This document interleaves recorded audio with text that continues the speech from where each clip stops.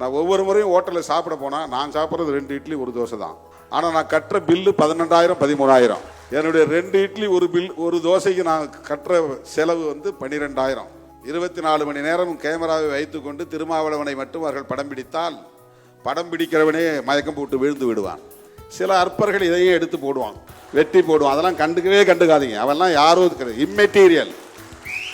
அதெல்லாம் ஒரு பொருட்டே கிடையாது.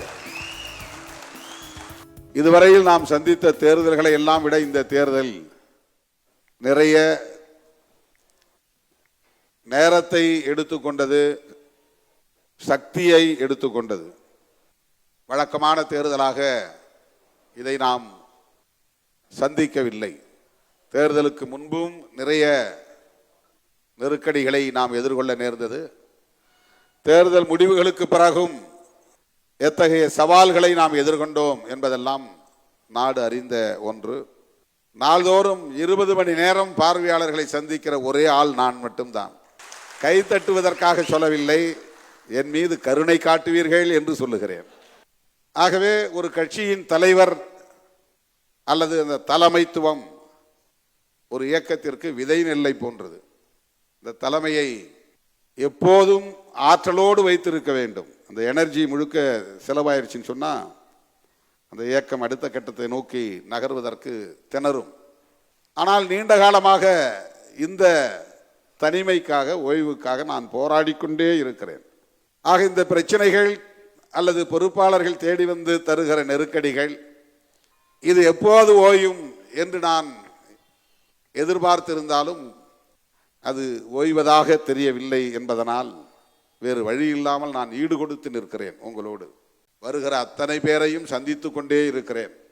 திருமாவளவன் தலைமையிலான இயக்கத்தில் யாருமே இல்லை என்று சில அற்பர்கள் பரப்பி கொண்டிருக்கிறார்கள். அது அவர்களின் ஆசை. 24 மணி நேரம் கேமராவை வைத்துக்கொண்டு திருமாவளவனை மட்டும் அவர்கள் படம் பிடித்தால் படம் பிடிக்கிறவனே மயக்கம் போட்டு விழுந்து விடுவான். உங்களுக்கு எதற்காக இதை நான் வெளிப்படையாக பேசுகிறேன் என்றால், நீங்களே மனசாட்சியோடு இரவு 10 மணிக்கு மேல் போய் தொல்லை செய்யக்கூடாது. குறைந்தபட்சம் எந்த தலைவரையும் 10 மணிக்கு யாரும் போய் பார்ப்பதில்லை. விடியற்காலையே போய் பார்க்க வேண்டும் என்று நினைக்காமல் கட்சி அலுவலகத்திற்கு 10 மணிக்கு நாம் போய் பார்க்கலாம் அல்லது பகல் வேளையில் பார்க்கலாம் என்ற முடிவுக்கு நீங்கள் வர வேண்டும். எந்த நேரத்திலும் போய் பார்க்கலாம் என்கிற எண்ணத்தை கொஞ்சம் கொஞ்சமாக நீங்கள் மாற்றிக்கொள்ள வேண்டும் என்பது என்னுடைய முதல் வேண்டுகோள். நான் ஒவ்வொரு முறையும் ஹோட்டலில் சாப்பிட போனால் நான் சாப்பிட்றது 2 இட்லி 1 தோசை தான்.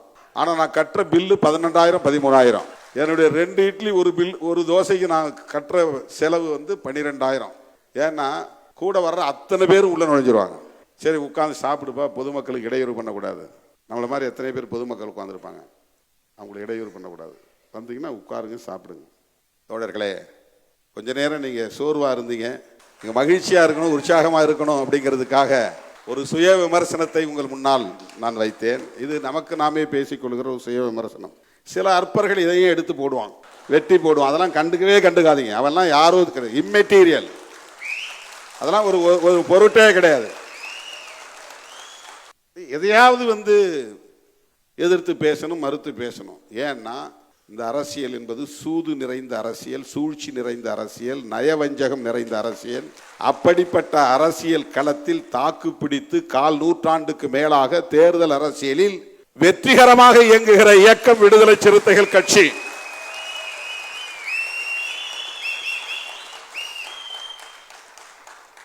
பிளே ஸ்டோர் மற்றும் ஆப் ஸ்டோரில் இருந்து பாலிமர் செயலியை QR கோடு மூலம் பதிவிறக்கம் செய்யுங்கள். செய்திகளை உடனுக்குடன் பெறுங்கள்.